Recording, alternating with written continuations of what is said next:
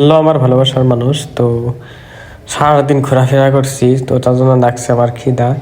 তো একটা হোটেল দেখতেছি, মানে এই হোটেলে যদি পিজা হাট, এই হোটেল যদি আমি ঢুকি বহুত টাকার মানে বিল উঠে যাব।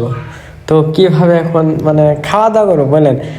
ইনকাম নাই, কিছু নাই, না ভিউ আছে ইউটিউব চ্যানেলে, কিচ্ছু নাই। 2-3 হাজার টাকা বিল উঠবে যে কোনো হোটেলে গেলে। তো তার জন্য ছোটো মোটো একটা হোটেলে যাব।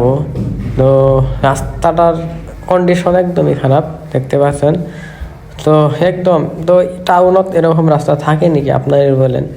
তো ফাইনালি একটা হোটেল দেখা যাচ্ছে, হোটেলটার নাম হচ্ছে খাদ্য রসি হোটেল। এই হোটেলে গেলে তো একদম 3,000-2,500 টাকা বিল উঠবে, তো এই হোটেলেও খাইতে পারবো না। তো ছোটো মোটো হোটেল একটা দেখছি, তো হোটেল ফাইনালি ছোটো মোটো একটা মিয়া হোটেল পাওয়া গেলাম। তো গরু মাংস স্যার আমি ভাতই খাই না। कि तू मेरे पास है।